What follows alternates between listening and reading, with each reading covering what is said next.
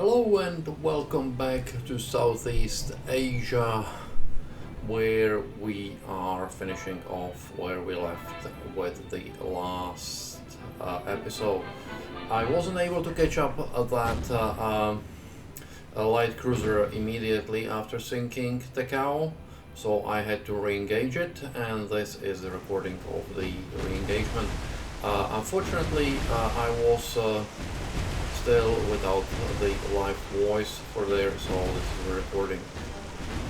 As you can see, we engaged it to quite a short distance, about 9,000 yards, and they were originally sort of in parallel with us, but for a reason I don't understand, they started to turn away, and so we were effectively crossing their T. I got all of my light cruisers, Perth, Hobart and Enterprise, attacking the Nagara or Kuma or whatever it was, and the destroyers could attack whatever they wanted, and they decided to attack Momi, the old destroyer there. I had all of my vessels lay smoke because it was too short a distance, and everyone but Electra on my side had radar, so I was quite happy with that. As you can see, the Momi was hit quite a bit by my destroyers to start with, and there was a few hits on the light cruiser as well.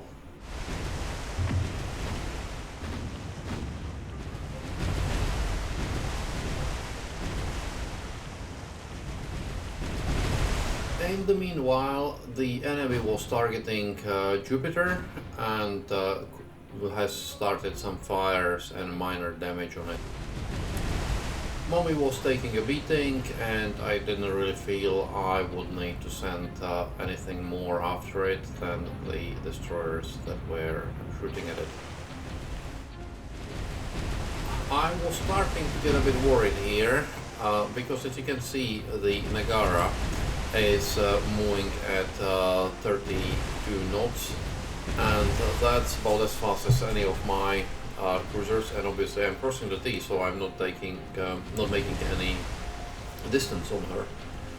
So I was afraid that she might run away. I wasn't getting a great many of hits on her, but then all of a sudden I got something. I got two nice hits. This was the first one, and a second one on her aft, and that started slowing her down quite a bit.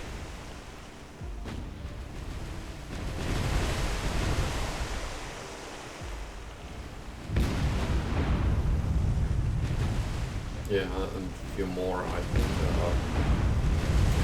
This was a good sequence.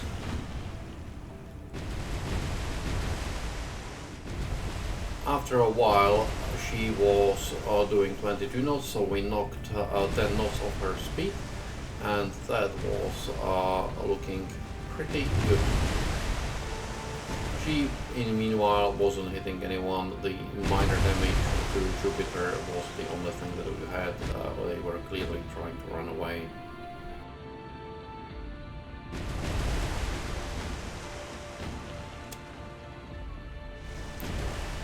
But after a while, we haven't got any more hits, any significant ones anyways, and I started to be a bit worried because we were running fairly low on ammunition with everything except for Enterprise.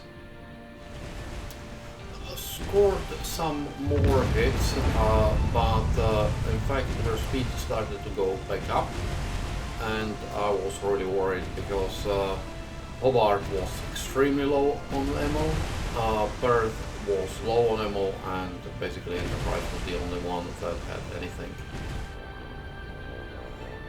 After a while, even Enterprise started to run quite low on ammo,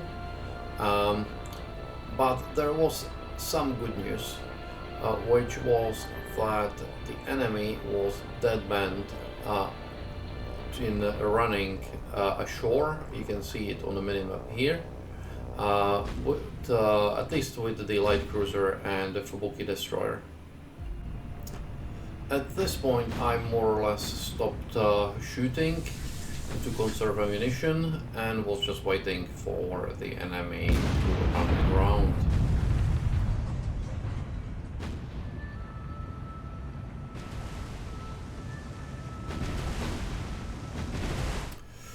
Which they did a bit later, Fubuki being the first one and the Nagara a bit later.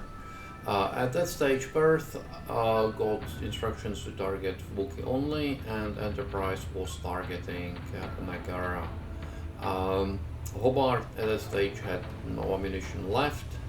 Momi, which was nicely burning to start with, was not burning anymore, and so I decided to just basically sink the Fubuki and Nagara. Destroyers were out of ammunition by now as well. With one small exception, Jupiter still had torpedoes, and I, just for fun, sent the torpedoes from a very long distance towards Nagara.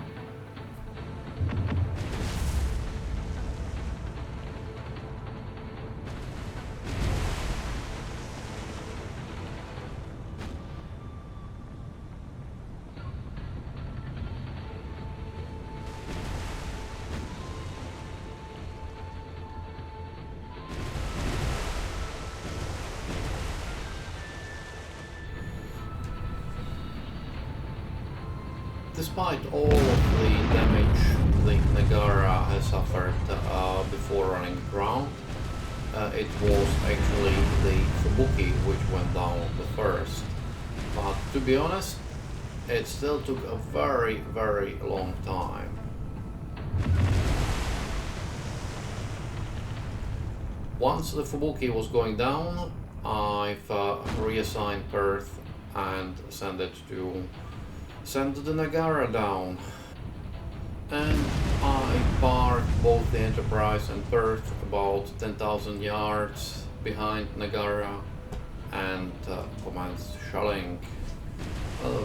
Also, of course, shooting the fish in the barrel. You can see on my ships sort of back there. And after a while, Nagara went down, and that was it.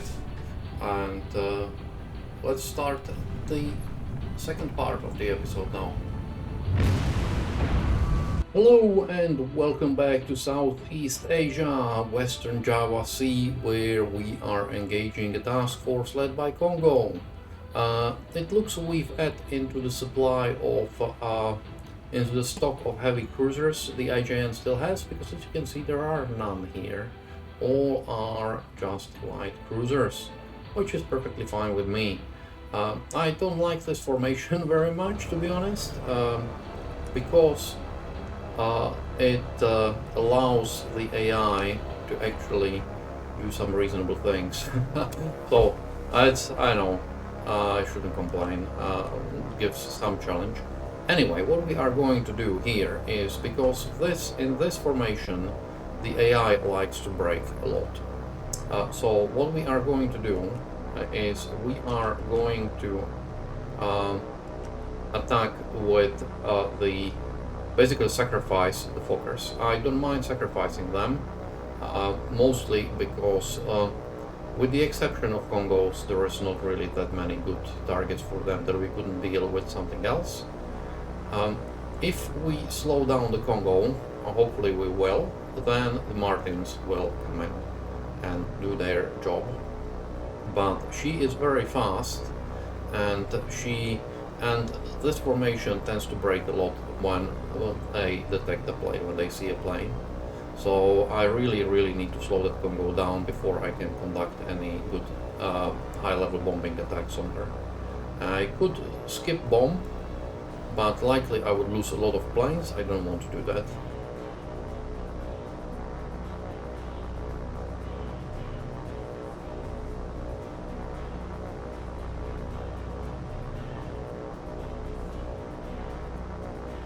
There is one thing that you have to be very careful when you're doing this, which is that, let's start the attack run. If for whatever reason the leader gets shot down, when they are too close, they lose the target, and they will just do whatever they want. They will not try to run their attack run. It's very, very stupid, but that's what it is. It's unfortunately, that's how the game works. It's not how I would have designed the game, but that's how it works. We've already lost a plane, 3 planes lost, 4 planes lost. Yeah, as I said, it's sacrifice. The question is whether it's sacrifice that will pay off or not. 1 torpedo is going to hit. We lost all planes. 1 has hit. 1 has missed. Good. That should slow her down. If that slows her down a lot, we got 3 hits to the stern, or 2 hits to the stern at least, 1 hit amidship. That should slow her down. If it does, then the sacrifice. We can see her burning down here. He is slowing down 10 knots. We will see. If she slows down to like 2-3 knots, then then it definitely was worthwhile. Even paying all. Yeah, we've got her. We've got her. Thank you, brave fuckers. She is at 0. Excellent. That's exactly what we wanted. So let's now go and start our bombing runs on her. As you can see, her stern is aflame, and that in the water. This is exactly why I was willing to sacrifice those planes. Okay, we are coming to the target. Here we come. 3, 2, 1, bombs away. And I've switched to the second flight of Martins because they will be bombing shortly. So I do not have time to watch the impact of those bombs, which should be dropping about now. 3 bombs hit. Excellent. 1 Martin down. Our other Martins will be coming in shortly. Here they are. 3, 2, 1. See, this is exactly what I hate. Bomb. This is exactly what I really, really dislike on this game. The moment you lose the leader, it will just decide that you could not really do 2 hits. And done. If you lose the leader, it will just... let's drop this now. If you lose the leader plane, it just aborts everything, which is pretty damn stupid if you ask me, but that's the default behavior, unfortunately. So, because I lost the leader just when I was about to bomb, that was not too bad at all. And Kongo down! Well, all those sacrifices, not happy about them, but, you know, it paid off. It did pay off, and we lost another Dornier.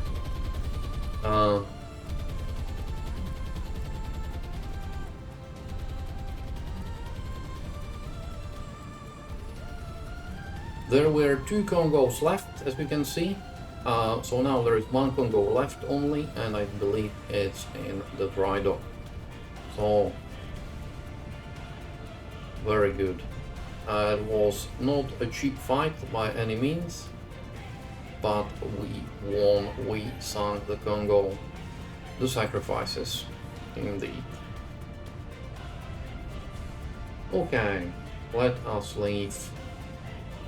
And as the Kongo goes down, Kongo sunk, 7 command points gained, half of the attacking aircraft, probably more because there was actually one was a scout that we had out there, lost.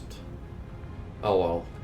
I really need to take Benjamin back because these guys are annoying me.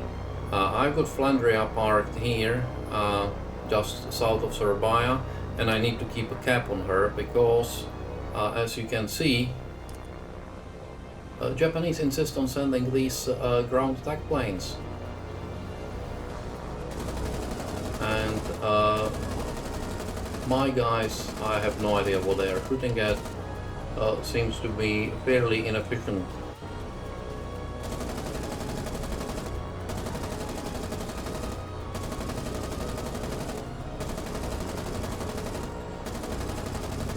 Killed 1, 2. I need to kill all 3 of them before they attack. All 4. Excellent. Okay, we won. Well, that will give us a bit of a respite, but yeah. Good. It seems that Flandria is acting as a nice bait for a lot of planes. I need to split this a bit.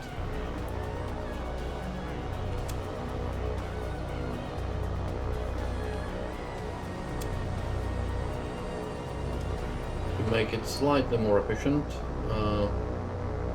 because otherwise my planes tend to be fairly stupid in the way how they attack. See, this should have ended up with at least 1 plane being downed. It didn't. Well, looks like we will down some planes. Few planes downed. No, they won't. It's let's see whether Flandria will be able to escape the bombs or not. Because it's unlikely that they will.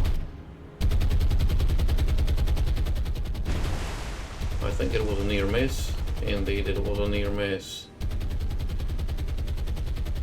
This is okay. This is repairable.